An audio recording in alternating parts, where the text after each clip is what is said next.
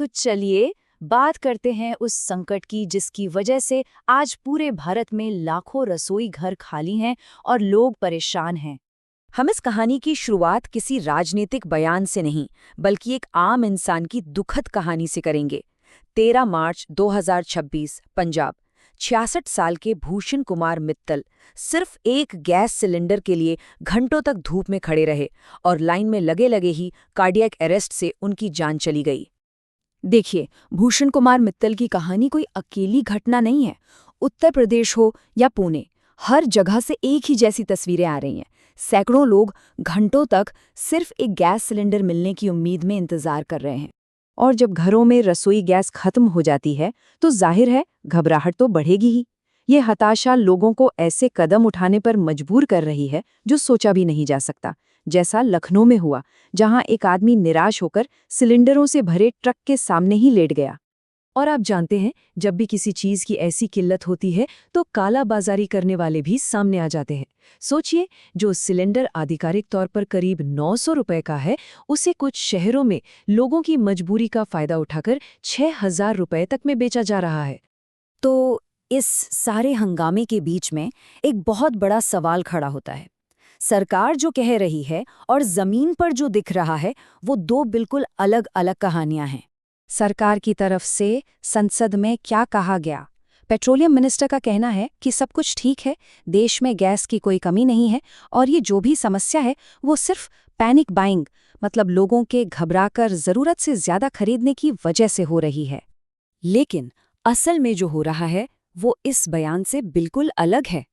चलिए एक तरफ सरकार के दावों को रखते हैं और दूसरी तरफ उनके ही कामों को। वो कह रहे हैं कोई कमी नहीं, पर इमरजेंसी में दूसरे देशों से गैस मंगवाई जा रही है। वजह बताते हैं पैनिक बाइंग, लेकिन दाम 115 रुपए तक बढ़ा दिए गए हैं। कहा जा रहा है कि सप्लाई सुरक्षित है, पर बिजनेस के लिए सप्लाई को सीमित किया जा रहा है। तो जो कहा जा रहा है और जो किया जा रहा है, उसमें जमीन आसमान का फर्क है।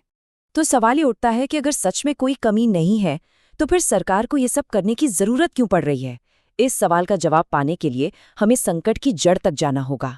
तो फिर इन खाली सिलेंडरों की असली वजह क्या है? देखिए, हॉर्मुज़ जल डमरू मध्य में जो हो रहा है वो तो बस एक चिंगारी है। असली कहानी तो सालों से पक रही थी। चलिए एक बहुत ही बेसिक सी बात से शुरू करते हैं। हमारे देश में जितनी भी एलपीजी इस्तेमाल होती है उसका 60% हिस्सा, यानी आधे से भी ज्यादा, हम बाहर से मंगवाते हैं। सिर्फ 40% ही देश में बनता है। तो यहीं से हमारी पहली कमजोरी शुरू होती है। अब असली मुश्किल ये है कि ये जो 60% गैस हम बाहर से मंगवाते हैं, उसका भी 90% हिस्सा सिर्फ एक ही पतले से रास्ते से होकर गुजरता है, 33 किलोमीटर चौड़ा हॉर्मुज़ जल डमरू मध्य। तो जैसे ही ईरान ने इसे बंद किया, समझिए हमारी सप्लाई लाइन पर ताला लग गया।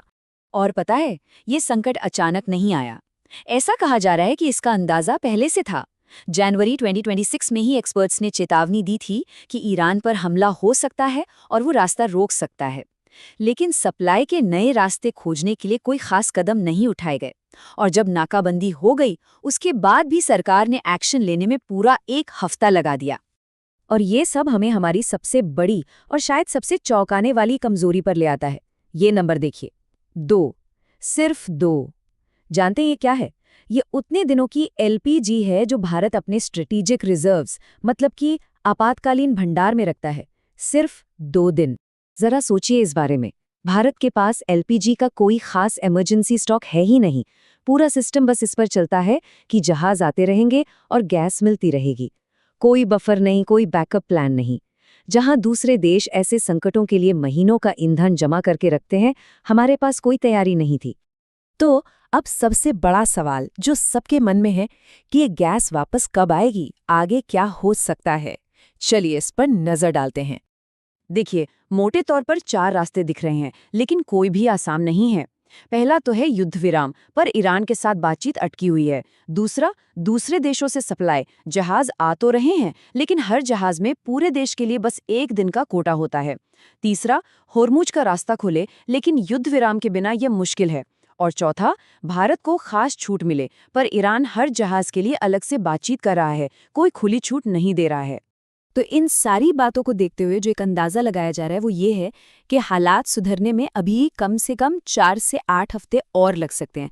मतलब इंतजार अभी लंबा है। तो ठीक है, हमने समझ लिया कि ये संकट क्यों है और कब तक रह सकता है, पर अब सवाल ये है कि इस हालात में किया क्या जा सकता है।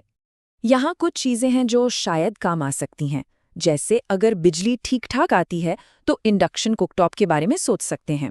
अगर आपके एरिया में पीएनजी यानी पाइप वाली गैस का ऑप्शन है तो उसके लिए रजिस्टर करवा लें। और हाँ, अगर कोई कालाबाजारी कर रहा है तो उसकी शिकायत ज़रूर करें। सबसे ज़रूरी बात, प्लीज़ पैनिक बाइंग ना करें। एक घर में एक एक्स्ट्रा सिलेंडर का मतलब है किसी और ज़रूरतमंद परिवार के लिए एक सिलेंडर की कमी।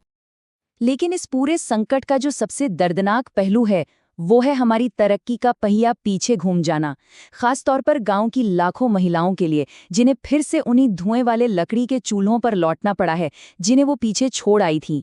एक बार फिर वही जहरीला धुआं, वही मुश्किलें। और ये हमें एक बहुत ही ज़रूरी सवाल पर लाके छोड़ देता है कि जब किसी संकट के आने की आहट पहले से हो तो उसकी अनदेखी करने की कीमत आखिर कौन चुकाता है।